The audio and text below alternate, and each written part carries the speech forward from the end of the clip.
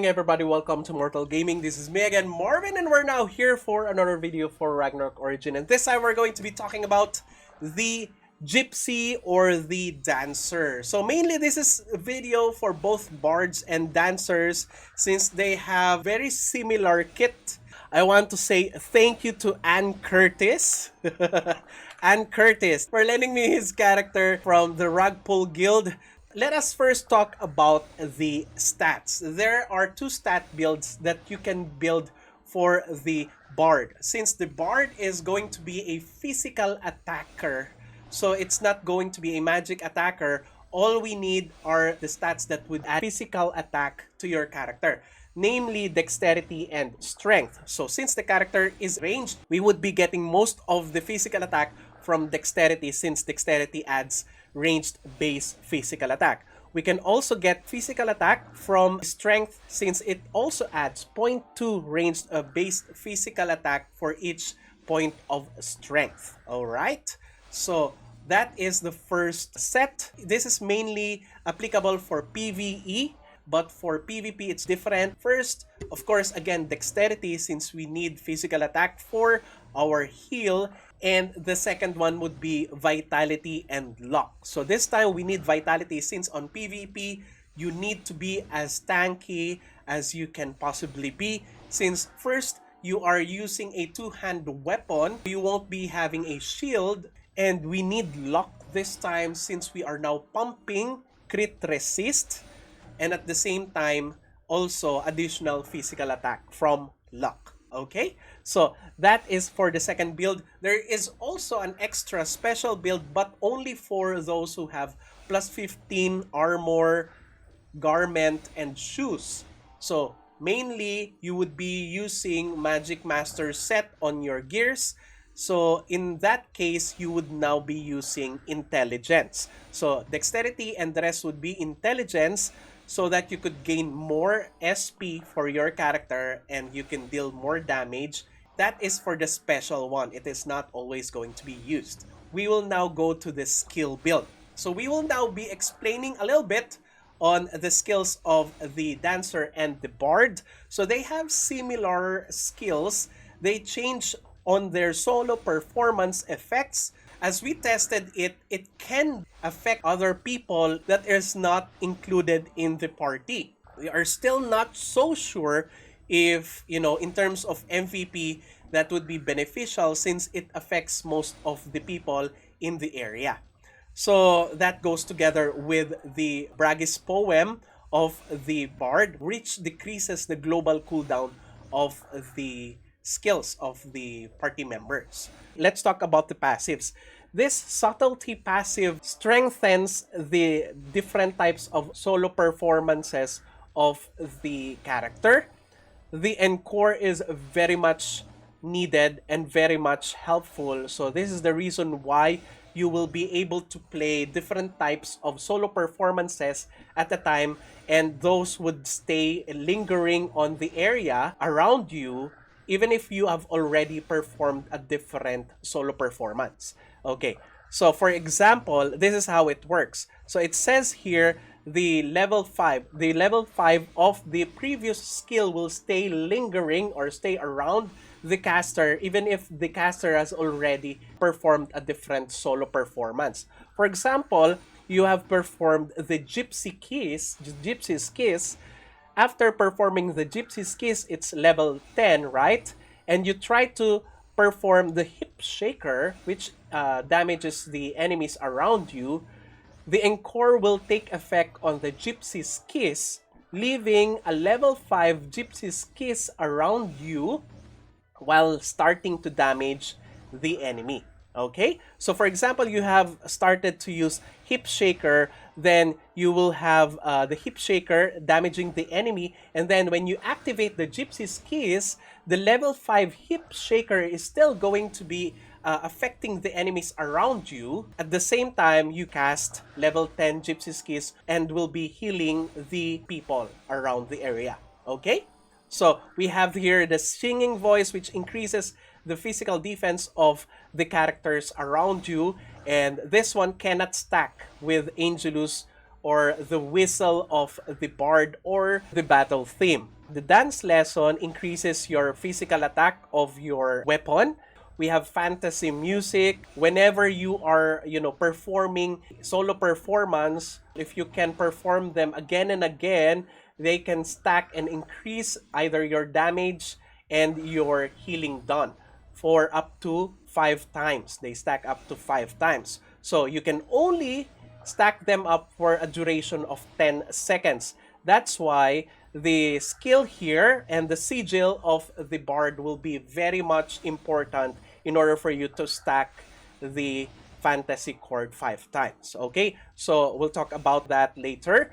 Let's now go to the gypsy. This is the Death Valley, resurrecting members of the party by 20%.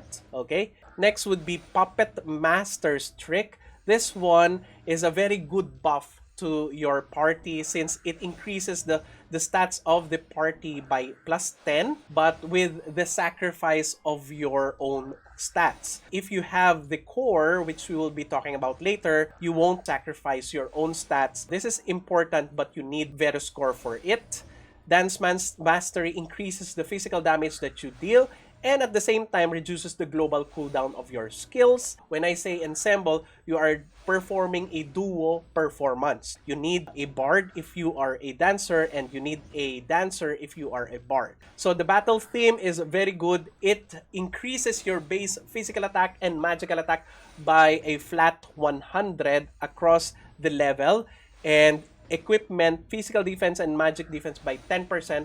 This is a very good party buff. We have here the Loki's Lament. If you are doing an ensemble, it prohibits the people within the area to cast skills. So only those who will be dealing damage via auto attack within this area. So this is a very good way for you to prohibit skills from the enemy if there is a stack in PvP or on Guild League. The only problem with this one is it can also affect the PvE stage of the game. For example, on MVP, you can also use this. You can prohibit characters nearby to cast their skills so that if your main party member is using only auto attacks, then you can, have an advantage. But it's kind of a toxic thing to do. It's unfair. Okay, so I'm not sure if they're going to be prohibiting the use of this one on PvE, but as of now, you can use it.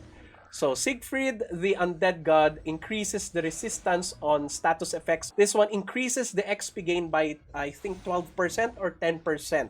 This one is very good if you have 2 other alt accounts to have an XP multiplied ensemble while you are grinding. Now, the puppet dance here is going to summon a counterpart dancer or a bard so that you can do ensemble. And also, if you deal damage using Arrow Vulcan, the counterpart or the puppet will also deal damage using Arrow Vulcan. This is still a good thing for you to have so that you won't be always searching for a counterpart in order for you to ensemble a skill. The Eternal Chaos, which reduces the defense of the enemy. This one, Nibelungen's Ring, the people around the area to have an increased elemental damage, which is really, really good. Let's talk about the Final Rhapsody. You have to have this because it will be reducing the cooldown on those solo performance. Well, that concerns the sigil.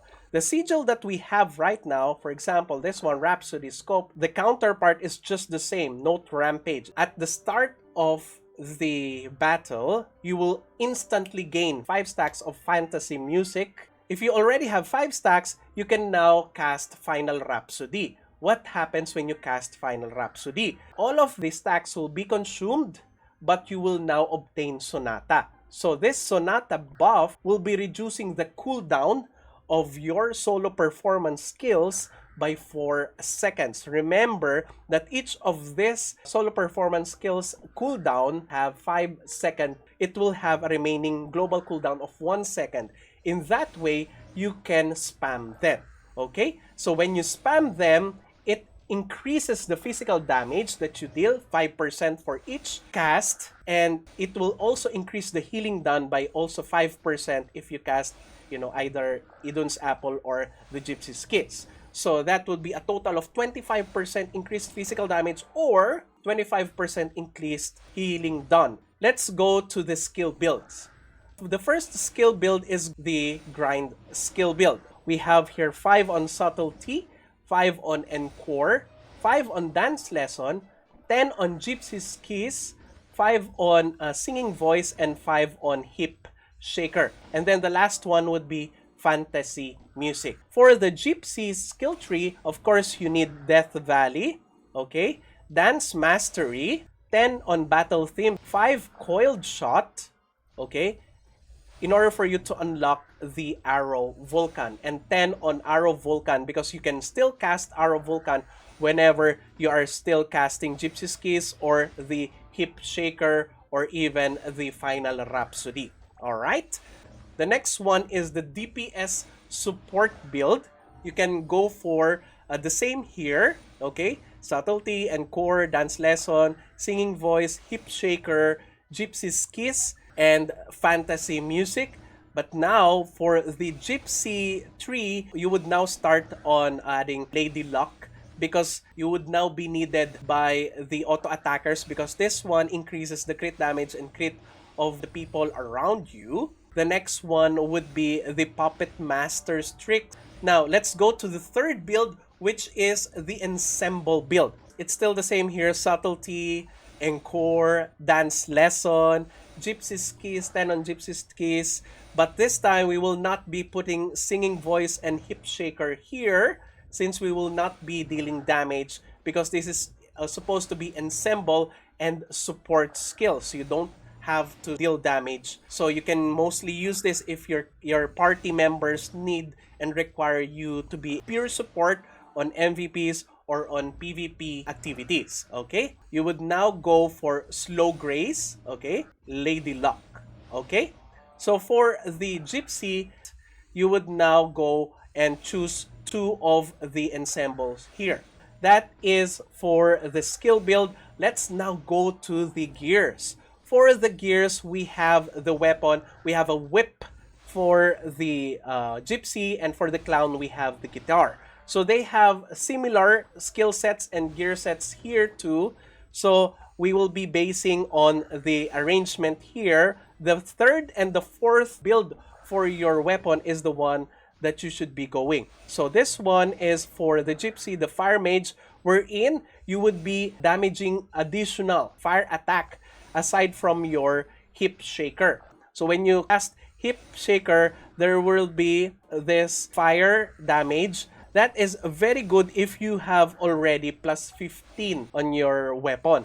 Now, the last one here is the base, okay? The Legendary Bard base, which would be amplifying your HP and increasing your damage reduction.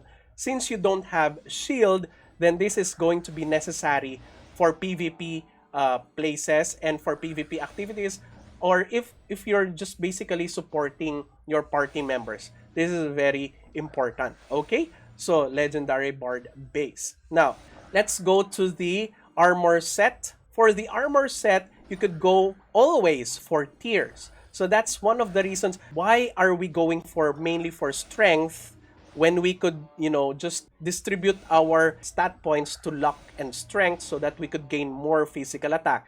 The reason is the tiers set. When you are using the tier set, this one would be highly increasing your physical attack for every point of strength. So the higher strength that you have, the higher physical attack that you get. Of course, for the support build, we have the Goiben set. So for the accessory, on level 80 or level 85, we have the Golden Ring.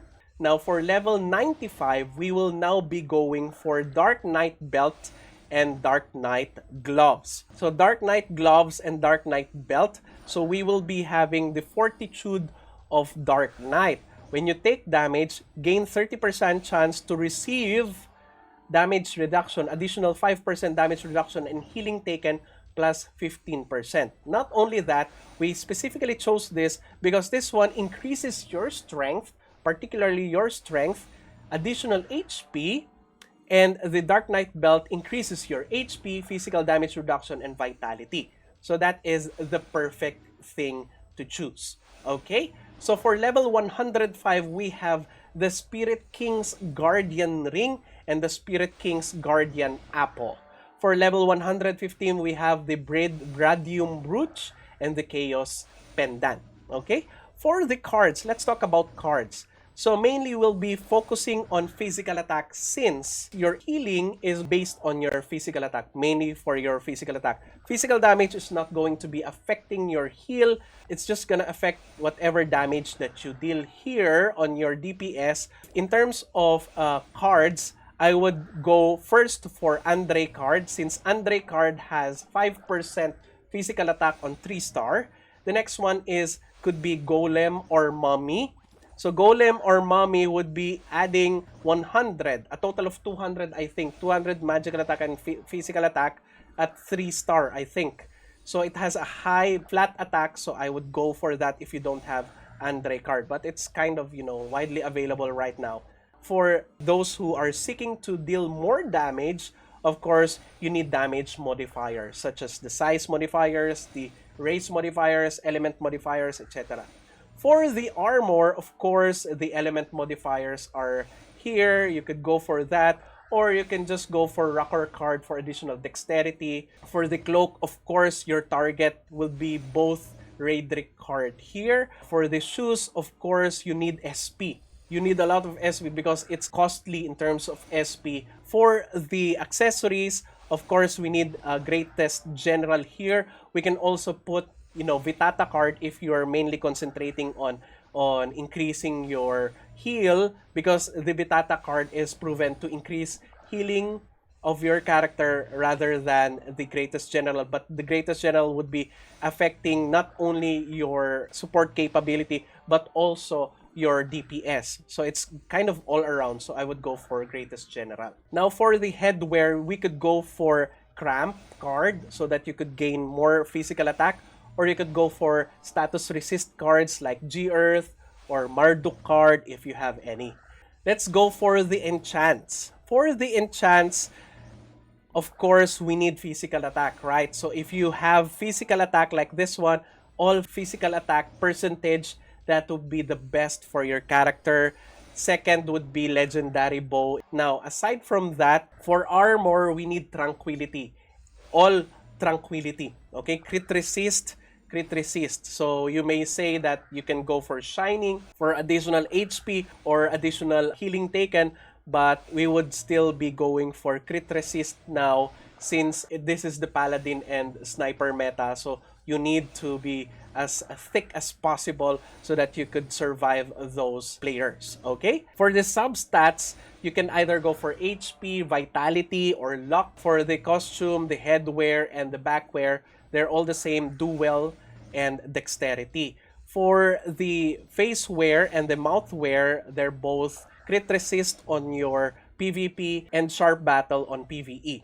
In terms of refinement, I would suggest for you to focus on refining the whip or guitar to plus 15 as soon as you can, because the big jump on your capability of supporting and damage would be depending on plus 15. Let's now go to the cores. Your focus here would be Eden's Gift, okay? Increase your healing furthermore. Next would be Puppet's Heart, okay? Puppet's Heart will be the secret that you need on your core so that you won't need to sacrifice your stats in order for you to give stats to the allies. And at the same time, this one would be increasing the stats that you give to them by 70%. So imagine plus 17. And on Smeldon, it's 100%. So it's going to be plus 20 on all stats. Imagine that. So that's a big buff. Now, next after that is the Goddess Favor, allowing the snipers or the auto attackers deal 12% more damage. That's a big buff. So you can also get that. The next one would be Core Overload so that you could indefinitely increase the heal of your skill. And the next one would be Sonic Protection. So for sigils, it's kind of straightforward for the sigils.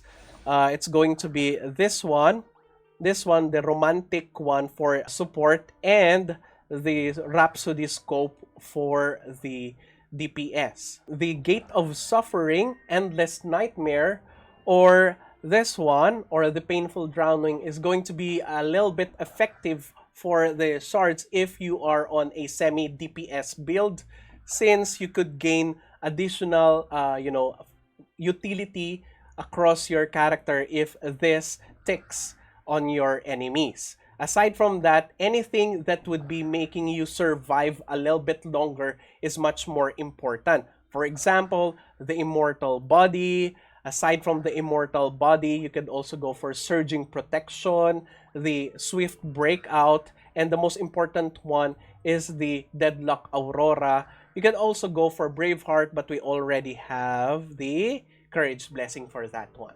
Okay?